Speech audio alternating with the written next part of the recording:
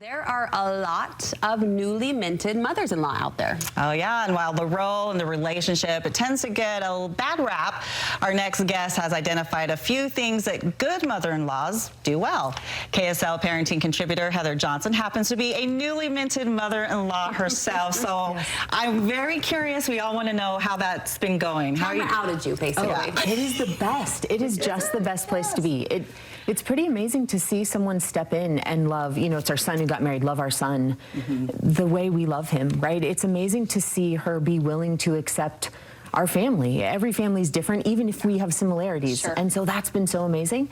And for her to be willing to share everything she's passionate about and who she is with us, I mean, there's a lot of trust that goes into this relationship. Yeah. So I'm all in support. It's a great place to be. Isn't that just like lovely? I know. That reflection. It's awesome. And in truth, the narrative is sort of switching. I tell Heather all the time, I'm committed to this conversation because I want to be a good mother-in-law. And in truth, it's a secondary relationship by definition, and it's a forced one. It is. Right? But do you feel it's an important one? It is the important one of this phase of our lives. It's so important. We are the life givers. We are the meaning makers. We are in this position now where we get to bridge generations. We haven't gotten to do that in the same way before. We are the ones who bring the traditions, we bring the memories. We get to bring all of that into this new relationship.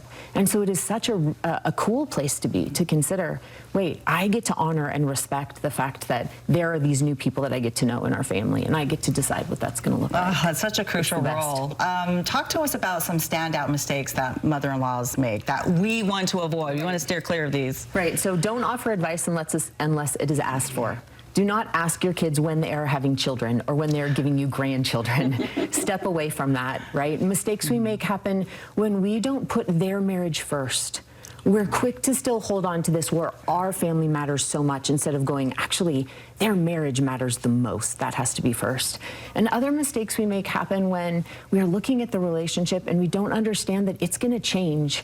The relationship that my husband and I have with our son is different now because he's married. And we've got to honor and respect that. That needs to come first. That's hard to do. It can be if we see it as a bad thing. Yeah. If we're looking at this change as bad and our relationship changing is bad, instead of looking at it as how awesome that we now get to shift into this new way to be together and to be a family. Well, let's push to the positive, how we can be a good mother-in-law. We're not going to ask about grandchildren. Nope. We're going to put their marriage first, and we're going to step into a solid support role. We are. We're going to do that first, which means as a mother-in-law, my responsibility is to collaborate, not compete. This is not a competition. This is collaboration. The other thing that we want to do if we're going to provide support is we're going to give trust without them having to earn it. We're going to give trust. I give trust to my daughter-in-law sight unseen. I love that. I'm going to trust her just up front instead of, you know what, when you treat our son a certain way, then I'll trust you. Yeah. When you like what I cook, then I'll trust you. It's not earned. It's not earned. It's offered. And it should always just be sat right in front of that couple, right in front of that in-law. She gets to decide if she wants to pick it up. But I'm not going to pit it against her. It's so important to provide support that way. We also want to make sure that we are providing security. That this is safe. Now, what does this mean? Security for an in-law means that their name is always safe in our mouths. That whatever comes out of my mouth with their name attached will be full of honor and respect and kindness, right? It means that we're open to creating a group text thread and put them on it so that when there's decisions being made, they're right there with it. It means, and this is one of my favorite things to watch our son do with his wife, that if I have a question or an invitation, that I give it to them and then I simply say, why don't the two of you talk about that and get back to me? Instead of on the spot saying, so are you coming this weekend? Are we going to see you for Christmas? No pressure. To make it so safe so that she knows that they can take their relationship off camera, have a conversation about it, and then they can come back. And then how great to provide the security of honoring whatever it is they happen to say.